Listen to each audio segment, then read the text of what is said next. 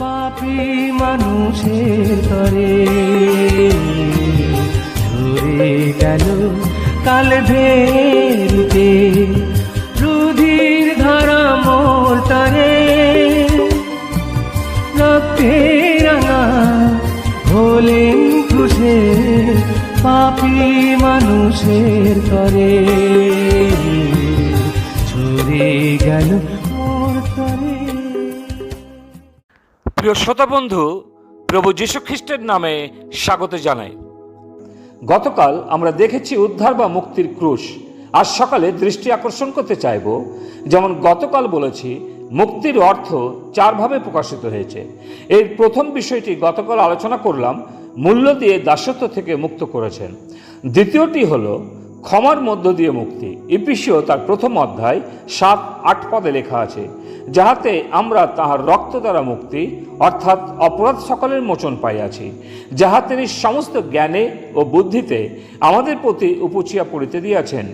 বিংশ শতাব্দীর একজন দার্শনিক এ কথা বলেছিলেন, পাপের ক্ষমা খ্রিস্টান মতবাদকে বা শিক্ষাকে সম্মান জানায় এবং বলে ক্ষমা হলো ভিখারীদের আশ্রয়। আমি নিজের পায়ে দাঁড়াবো এবং নিজের পাপের ঋণ পরিশোধ করব। কিন্তু আমরা জানি মানুষের পক্ষে এটা অসম্ভব কাজ, কারণ একজন পুরুষ বা স্ত্রী যখন চিৎকার করে বলে, ঈশ্বর আমি পাপী, আমার প্রতি দয়া করো, একজন পাপী কখনোই নিজে সন্তুষ্ট হতে পারে না নিজের পাপ ক্ষমা সম্বন্ধে। বাইবেলের ঈশ্বর হচ্ছেন ক্ষমার ঈশ্বর।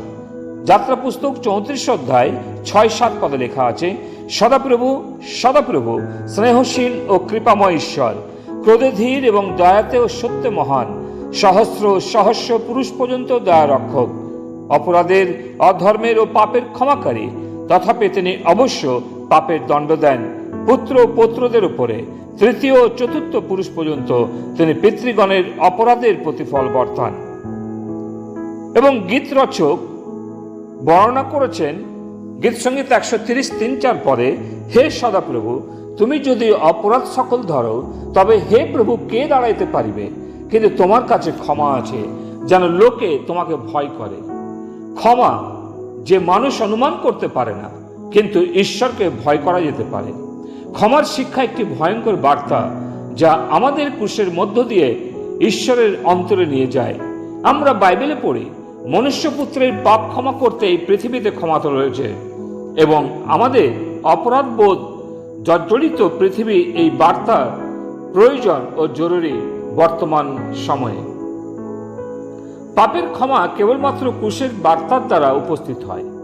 খ্রিস্ট যিনি এখনো অনুতপ্ত পাপীদের বলেন, পুত্র আনন্দ করো, তোমার পাপ ক্ষমা করা হইল, কারণ খ্রিস্ট তার জীবনে কালবেরির চিহ্ন।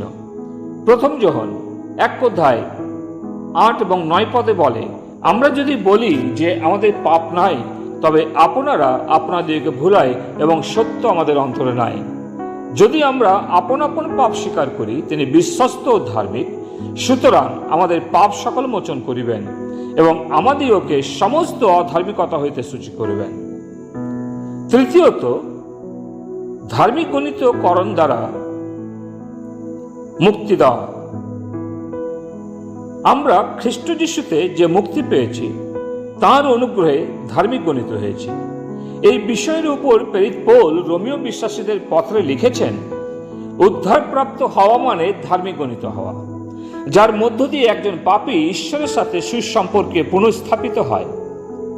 একজন পাপীকে শুধু ক্ষমা করে দেওয়া হয় না, যেমন একজন আসামিকে বিচারক সাজা মাফ করে থাকেন আসামির সাজা সম্পূর্ণ হওয়ার পর, তদ্রূপ প্রভু যিশুতে আমাদের শাস্তি মাফ করে দেওয়া হয়েছে এবং ঈশ্বর ধার্মিক গণনা করে আমাদের মুক্তি দিয়েছেন।